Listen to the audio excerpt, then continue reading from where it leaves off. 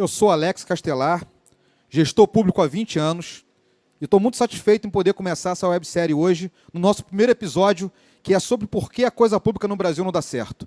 A nossa websérie, obviamente, vai tratar daquilo que dá certo, mas eu queria começar, a partir de hoje, a fazer uma grande reflexão sobre o porquê que você acredita que a coisa pública no Brasil não dá certo. E a partir de hoje nós vamos fazer uma reflexão extremamente mais profunda, vamos falar sobre países, sobre cidades e, obviamente, sobre figuras que conduzem o nosso Estado para que a coisa pública dê ou não dê certo. E eu queria começar a fazer uma grande reflexão aqui, exatamente sobre percepção e diagnóstico. Muitas vezes, quando a gente produz política pública, ou quando a gente está falando sobre a coisa que dá certo ou que não dá certo, muitas vezes está diante de nós uma questão chamada percepção. Por exemplo, nós estamos vivendo agora esse período do coronavírus, e eu, por exemplo, que todo dia acordo vendo televisão e durmo vendo televisão, tenho uma percepção de que se eu assistir o Jornal Nacional um pouco mais, pode ser que amanhã, inclusive, eu não esteja mais aqui. É claro que eu estou fazendo uma brincadeira, é claro que as coisas são extremamente graves, é claro que a gente tem um número de pessoas nesse momento infectadas, né, que é muito gigantesco, é claro que esse é uma pandemia mundial, mas a maneira como a mídia vende, a percepção que a gente vai comprando é que a coisa é muito pior do que ela se apresenta. Mas eu quero fazer uma outra reflexão sobre isso, que esse momento é muito crítico e, obviamente, é mais difícil você falar sobre um tema como esse e ficar falando sobre percepções. Mas, por exemplo, a gente que mora no Rio de Janeiro, a gente que vive ao entorno do Rio de Janeiro, qual é a nossa percepção, nesse exato momento, sobre segurança pública? Não parece, nesse momento, por conta da mídia estar o tempo todo falando sobre a pandemia mundial, que a segurança pública melhorou? E será que os números demonstram que a segurança pública melhorou? Ou será que simplesmente é a nossa percepção do ponto de vista de todo dia você acordar e não estar vendo a televisão, nesse momento, falar só sobre violência? E exatamente sobre esse tema de violência eu queria fazer algumas indagações. Aqui do meu lado, ou atrás de mim, tem 3 cidades muito conhecidas mundialmente. Nova Orleans, que é uma cidade extremamente desenvolvida, Detroit, que é outra cidade extremamente desenvolvida, 2 cidades americanas, e temos ali Cancún, que fica no México, que é a cidade dos sonhos de todos nós que queremos um dia viajar, fazer turismo, né, conhecer belas praias. O que essas 3 cidades têm em comum?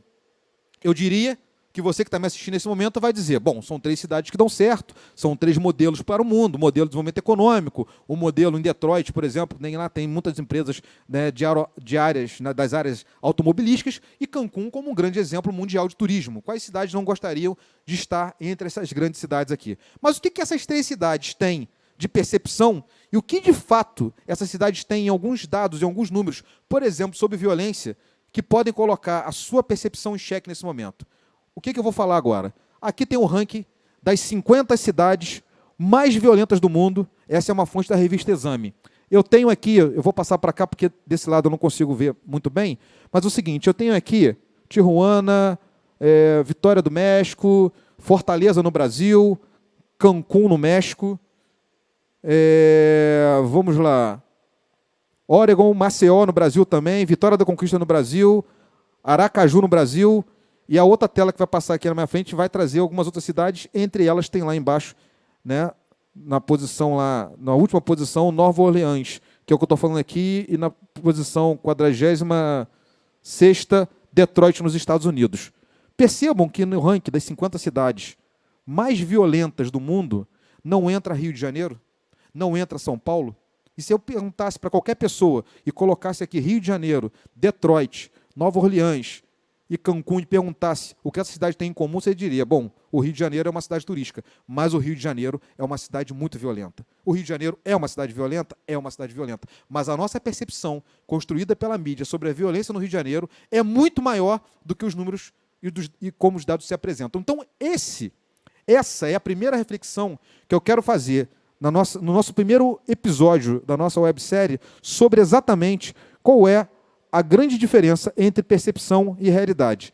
E aí eu quero começar aqui a falar sobre política pública, dizendo que se a minha percepção ela é simplesmente levada pela mídia, eu tenho muito mais dificuldade em produzir política pública, porque os políticos, de modo geral, se elegem em cima da percepção social. Então, a percepção que a escola não funciona, a percepção que o transporte não funciona, a percepção que o hospital não funciona, e em cima dessa percepção, eu monto, ou político qualquer monta suas bandeiras e vai levar adiante. O que acontece no dia seguinte, quando ele assume o poder? Quando assume a prefeitura, governo do Estado, ou quando assume a presidência da República? Ele descobre que simplesmente a sua percepção não será capaz de dar conta de um problema muito mais profundo. E esse problema mais profundo, ele está numa coisa chamada, inicialmente, de diagnóstico. Então, o diagnóstico é a sua capacidade, obviamente, de não deixar de levar em consideração a percepção, mas ter também dados, indicadores, para que você possa realmente produzir alguma coisa do ponto de vista do gasto público, do ponto de vista da assertividade e do ponto de vista da correção do rumo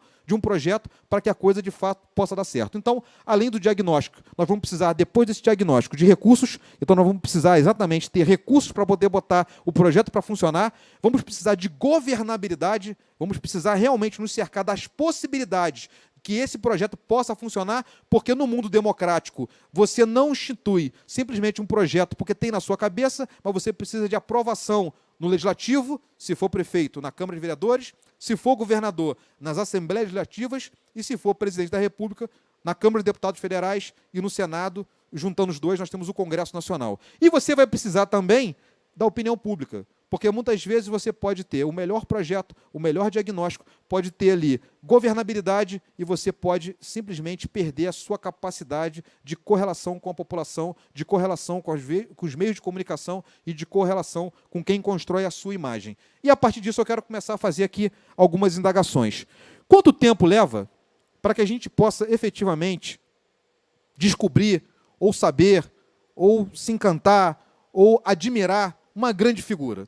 Quanto tempo vocês acham que a Beyoncé levou para se transformar numa figura mundial, internacional, numa figura, né, extremamente carismática? Obviamente que ela não chegou no primeiro dia de show, já sabia dançar e cantar. Obviamente que o Charlie Chaplin, para se tornar o maior ator do mundo de todos os tempos, não chegou num dia lá, botou a roupa, começou a ensaiar meia hora antes e chegou no palco. E, obviamente, com o Ayrton Senna, para se tornar o grande campeão mundial que foi, tricampeão mundial, na minha opinião, o maior nome da Fórmula 1 de todos os tempos. Aquele troféu demonstra a sua vitória em Interlagos, a primeira vitória que ele tem no Brasil, a primeira e única vitória no Brasil, quando o seu carro quebra todas as marchas, ele fica apenas com das 6 marchas, ele quebra 5, fica com a 6ª marcha e ele consegue, no braço, levar um carro a 300 km por hora e ter aquela vitória em Interlagos, e no final ele desmaia, e nesse momento, quando ele vai botar a mão no troféu, ele tem dificuldade em levar esse troféu adiante. Mas a gente acredita que a gente pode votar, muitas vezes, num apresentador de televisão, num empresário que nunca teve nenhuma relação com a vida pública, numa pessoa que naquele momento apareceu porque era um juiz famoso, ou porque simplesmente era um jogador de futebol, ou porque, diante de alguma cena, apareceu como salvador da pátria, e a gente, muitas vezes, contrário àqueles que estão no governo, vamos lá e damos o nosso voto, o nosso poder, a nossa determinação de mudar alguma coisa na mão de pessoas que não terão condições de conduzir esse processo. É mais ou menos a gente pegar um Boeing com 300 passageiros e chamar para pilotar o Boeing alguém que acabou de se formar num curso de piloto de avião e botar essa pessoa para atravessar o Oceano Atlântico. No meio do caminho, se houver um problema, ele não terá condições, o que a gente chama de hora de voo, para conduzir aquele avião. E assim funciona uma cidade, assim funciona um país, assim funciona um Estado.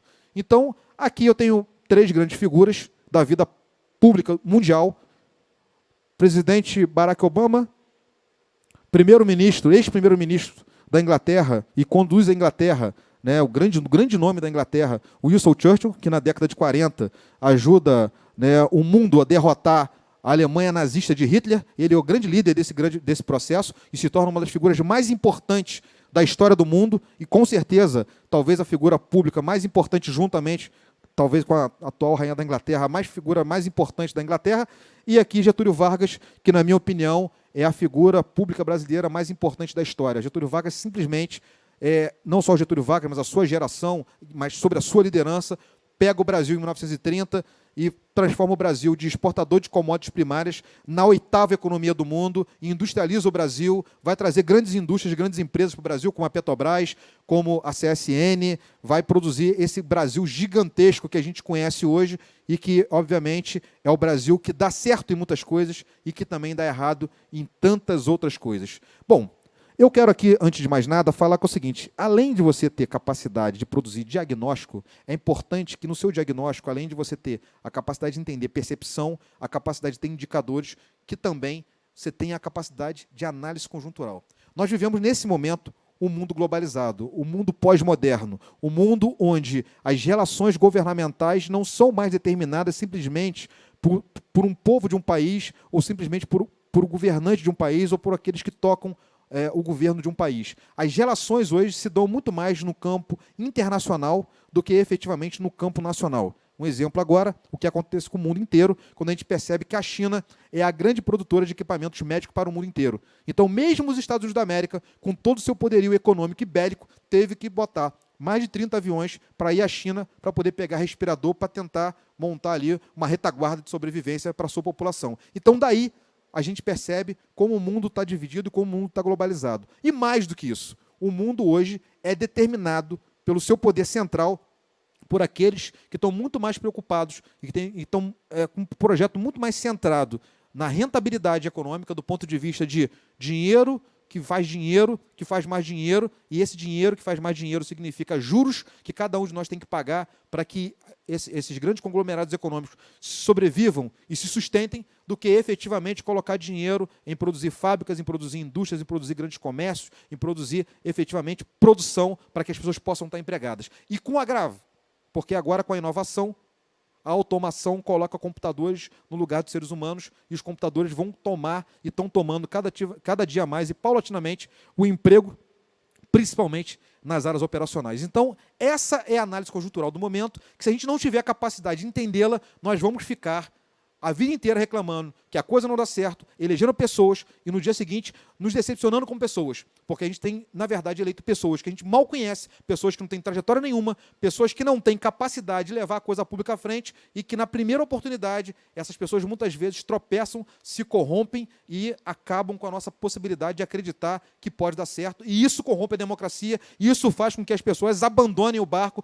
isso faz com que cada vez mais, no mundo inteiro e também no Brasil, as pessoas não queiram mais votar. Então vamos passar aqui um vídeo do sociólogo Alain Touraine, que esteve no Brasil há um tempo atrás, e ele faz uma reflexão que eu acho que é importante para a gente continuar o nosso debate aqui. Por favor. Monsieur Alain Touraine, dans votre dernier livre, Après la crise, vous expliquez comment la crise économique agit sur les tendances à long terme qui transforment nos sociétés. Et vous êtes venu au Brésil pour un séminaire dont le thème, le sujet a été la chute et la renaissance des sociétés occidentales.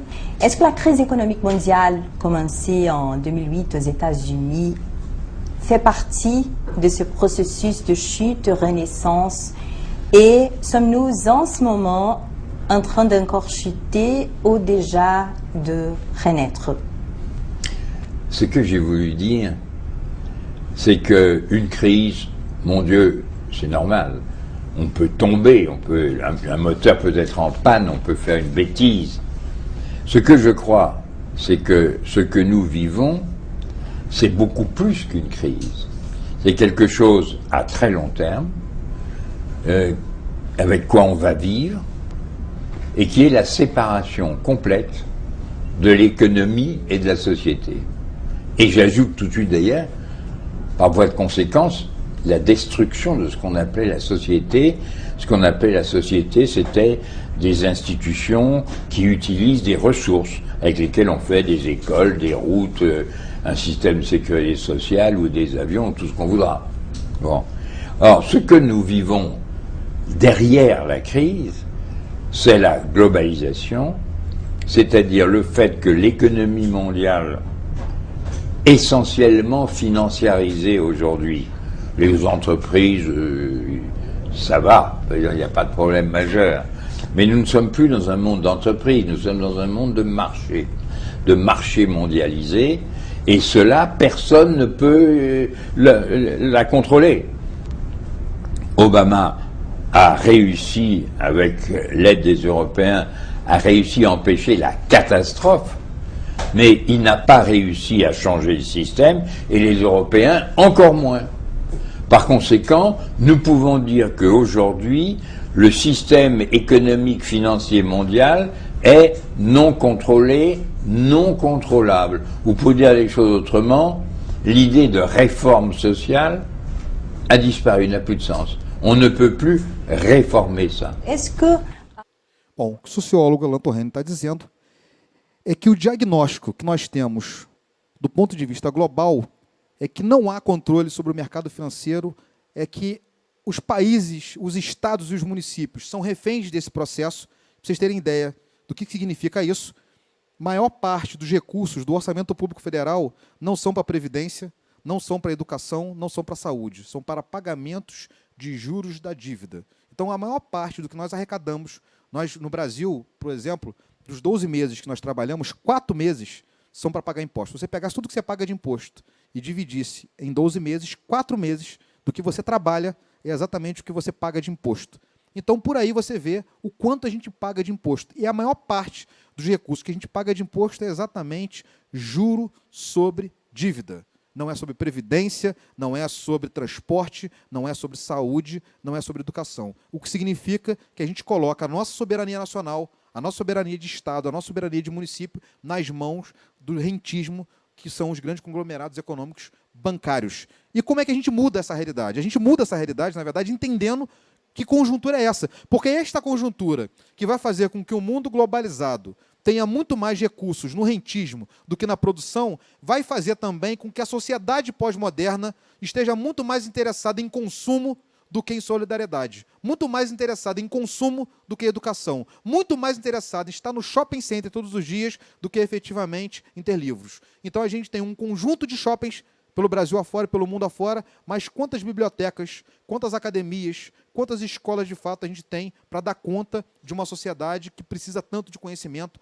e precisa tanto de educação. E daí também produz-se nas pessoas, de um modo geral, a ideia de um consumo global onde um garoto de Japeri, um garoto da Quinta Leblon, na cidade de Teresópolis, ou um garoto do Morro do Alemão, no Rio de Janeiro, tenha a mesma vontade de consumo que um garoto na China, que um garoto nos Estados Unidos ou que um garoto na Alemanha. Todos nós estamos vivendo com a mesma calça jeans, o mesmo corte de cabelo, a mesma roupa, o mesmo iPhone e também queremos ter os mesmos carros e os mesmos eletrodomésticos. Então, essa condição que nós estamos vivendo, global, que é dramática, que nos impõe uma cultura global, não nos dá as mesmas condições globais de ter acesso a todos esses bens de consumo. Então, esse diagnóstico, esse cenário que está dado, se não entendermos ele, nós vamos eleger pessoas a vida inteira que não terão condições de dar conta de um mundo que precisa de determinadas ações do governo e ela não consegue encontrar este caminho. Bom, dito isso, vamos aqui para o nosso diagnóstico.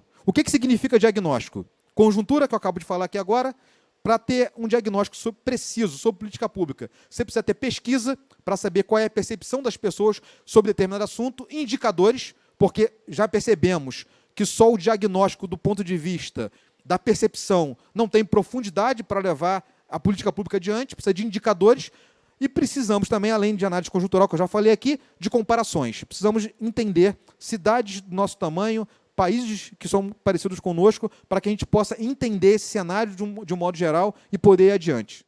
Bom, a partir do momento em que tenhamos profundidade no nosso diagnóstico, que a gente possa ser o mais assertivo possível nele, nós precisamos de uma outra coisa. Agora, nós sabemos qual é o problema, nós sabemos qual é a aplicação do remédio para resolver esse problema, mas nós precisamos de uma coisa chamada recursos, porque todos os problemas precisam fundamentalmente de recursos para que eles possam acontecer. Então, se o nosso problema, por exemplo, é transporte público, nós vamos precisar de recursos para estradas, nós vamos precisar de recursos para que possa ter novos veículos, nós vamos precisar de recursos para que se faça concessão pública para empresas, enfim, as coisas precisam acontecer de fato. E esses recursos estão aonde, fundamentalmente? Eles estão no governo, através do orçamento público, que é feito através de impostos, através de tributos, no crescimento do PIB, porque quanto mais a produção interna de um país cresce, mais, obviamente, também você cresce a sua possibilidade de impostos e a riqueza é distribuída. Não necessariamente ela é distribuída, porque às vezes ela pode ser também concentrada, mas a ideia é que você cresça o seu produto interno bruto distribuindo a sua riqueza. Investimentos internos e externos. Investimentos externos, a gente podia falar de organismos internacionais como o Banco, o FMI, o Banco Mundial ou outros países. E investimentos internos é aquilo que o governo produz como infraestrutura de estrada, como infraestrutura de aeroporto, como infraestrutura de porto, para que a cidade, o país e a União possam se desenvolver mais. Parcerias públicos-privadas, muitas vezes um governo não tem recurso para, por exemplo, fazer a mudança do seu parque tecnológico, ou criar um parque tecnológico onde não exista. E ele pode fazer concessão pública, ele pode fazer parceria público-privada, de maneira ao setor privado fazer investimentos a curto prazo para ter um retorno de longo prazo e o governo poder imediatamente suprir aquelas relações. Por exemplo, o que acontece, não estou falando aqui de questões tecnológicas, estou falando agora de questões turísticas, o que aconteceu no Rio de Janeiro, no Porto do Rio de Janeiro. Ali foi uma parceria público-privada, onde a cidade do Rio de Janeiro colocou, né, uma PPP, e através de uma PPP ela desenvolveu toda a sua área portuária, que era uma área, né, degradada, uma área muito ruim, e que hoje é um sucesso para o Brasil e para o mundo. O que está lá, o Museu da Manhã, né, toda aquela infraestrutura que está lá, o VLT, que é o Veículo Leve sobre Trilhos. Então, aquilo tudo foi feito com PPPs. Então, foi uma maneira que o governo teve de dizer assim, eu não tenho recurso sozinho para botar essa política pública de pé, mas eu faço uma parceria público-privada e eu coloco essa política pública de pé. Investidores externos, eu falei sobre alguns aqui, e também é importante que a gente possa ter poupança interna. Então, a Previdência Social nada mais é do que uma poupança interna. Os maiores recursos do mundo hoje estão exatamente nas previdências. Os fundos de previdências no mundo inteiro são aqueles que mais têm recurso para desenvolvimento e para, obviamente, fazer investimentos, porque são grandes poupanças que você faz de maneira compulsória, porque nem todos os países, nem todo cidadão tem a cultura de fazer poupança. E aí o governo, muitas vezes, por lei e por determinação coercitiva, vai lá e pega esse recurso da sua conta bancária, do seu salário, e transforma em poupança. Então, a Previdência nada mais é do que uma poupança. E quanto mais poder de poupança você tiver, mais poder futuramente de investimento um país ou uma cidade terá.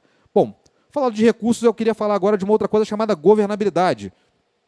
Temos agora um grande homem público, uma grande mulher pública, uma grande capacidade de mudar o mundo, produzimos um diagnóstico perfeito, temos um projeto, mas precisamos de governabilidade, porque a maior parte das pessoas não são eleitas com a maioria dos votos. Nós somos eleitos, em média, quando você vai a um segundo turno, com 35% a 40% dos votos. E você, quando chega no segundo turno, que ganha por 50% mais um, você ganha daqueles eleitores que compareceram à urna. Então, eu vou dar um exemplo de uma cidade, que é a minha cidade, que é a cidade de Teresópolis. Na eleição passada, de 130 mil eleitores, 70 mil pessoas não compareceram para votar hoje. Ou seja, a maioria do povo de Teresópolis não foi votar. E o candidato que foi eleito ganhou com o voto da minoria. E no dia seguinte, ele é prefeito da maioria, mas muitas vezes contra um conjunto de pessoas que não foi votar ou que foi derrotada na urna por ele. E aí começa a governabilidade, porque você precisa do poder legislativo, se for prefeito de uma Câmara de Vereadores,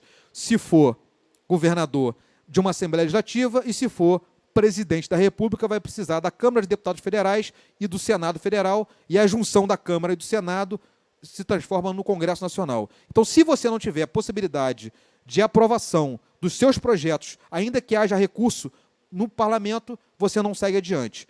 Bom, entrando ainda falando de governabilidade, eu acabei de falar aqui sobre o poder legislativo, eu queria também falar sobre o poder judiciário, porque as pessoas esquecem que você pode ter governabilidade, você pode ter o poder legislativo consigo, você pode ter recurso público, mas se você não tiver legislação e essa legislação não for exatamente tratada da maneira adequada como tem que ser, você terá impedimentos do poder judiciário. E se você também não se atentar a ações de presente e de futuro que possam colocar em xeque o interesse público, também será provocado ou denunciado pelo Ministério Público, que também fará com que o Poder Judiciário se mexa e, muitas vezes, alguns governantes são tirados dos cargos exatamente por não levar em consideração uma coisa chamada legislação. Legislação ambiental, legislação eleitoral, legislação tributária, muitas vezes por errar, às vezes numa licitação, montar de maneira errada, e às vezes não é nem de má fé.